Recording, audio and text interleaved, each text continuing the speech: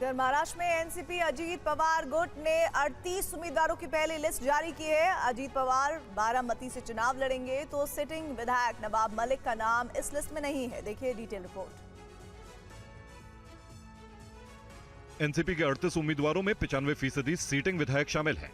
उप मुख्यमंत्री और एनसीपी प्रमुख अजित पवार खुद बारामती सीट से ताल ठोकेंगे। वहीं छगन भुजबल को येवला से टिकट दिया गया है। बेगांव से दिलीप वलसे पाटिल तो कागल से हसन मुशरीफ प्रत्याशी होंगे। परली से धनंजय मुंडे और डिंडोरी से नरहरी झिरवाल को उम्मीदवार बनाया गया है।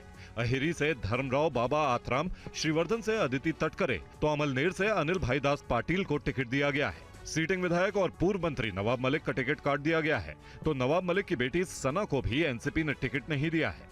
सना मलिक को उनकी जगह चुनाव लड़ाने की तैयारी थी। उनके नॉमिनेशन को लेकर एनसीपी ने तारीख भी तय कर दी थी, लेकिन बाद में वापस ले ली गई और अब लिस्ट में ही उनका नाम नहीं है। ऐसे में कयास लगाए जा रहे हैं कि पार्टी मलिक परिवार को किनारे कर सकती है। वहीं अजित पवार के बेटे पार्थ को पहले बारामती सीट से लड़ाने की तैयारी थी, लेकिन अजित पवार अब खुद अपनी सीट पर लड़ रहे हैं।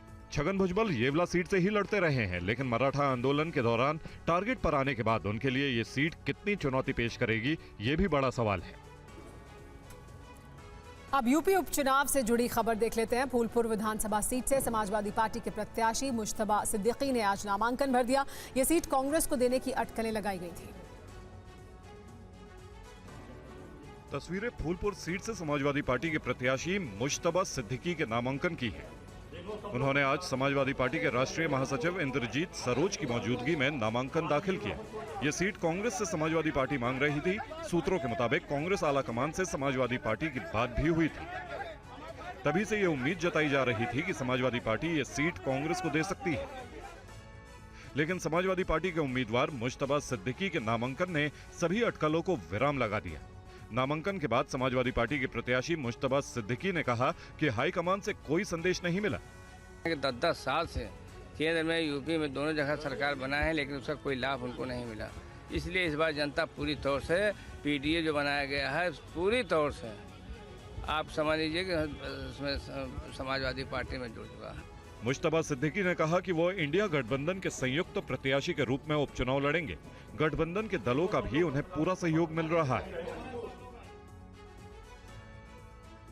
और गांदरबल में हुए आतंकी हमले के बाद पीडीपी नेता महबूबा मुफ्ती ने एक बार फिर पाकिस्तान से बातचीत की वकालत कर दी है। महबूबा ने कहा कि दो देशों की दुश्मनी की वजह से कश्मीर में बेगुनाह लोग मारे जा रहे हैं। नहीं है इनके पास। पीडीपी नेता महबूबा मुफ्ती ने जम्मू कश्मीर में अमन बहाल करने के लिए भारत पाकिस्तान की बातचीत करने की वकालत की है। उन्होंने कहा कि जब तक शांति की पहल नहीं होगी, लोग इसी तरह मारे जाएंगे। दोनों मुल्कों के बीच में जब तक जंग रहेगी, जम्मू कश्मीर के लोग पिसे जाएंगे। जम्मू कश्मीर का हर इंसान, महबूबा मुफ्ती की बात नहीं है, हर इंसान चाहता है कि हमें इस जंग से छुटकारा मिले। ये मुल्क दोनों आपस में मिल बैठ के बात कर ले ताकि जम्मू कश्मीर इस खून खराबे से बाहर निकल सके। जम्मू कश्मीर के लोगों की जिंदगी, उनके मामलात, उनकी प्रॉपर्टी डिस्ट्रक्शन सारा बर्बाद हो रहा है, क्योंकि दो मुल्क आपस में लड़ रहे हैं और जम्मू कश्मीर उसका शिकार हो रहा है। महबूबा मुफ्ती ने नेशनल कॉन्फ्रेंस के नेता फारूक अब्दुल्ला के बारे में कहा कि वो अपने बयान बदलते रहते हैं। फारूक अब्दुल्ला ने आतंकी हमले के बाद कहा था कि जब तक हिंसा जारी रहेगी, पाकिस्तान से बातचीत नहीं हो सकती है।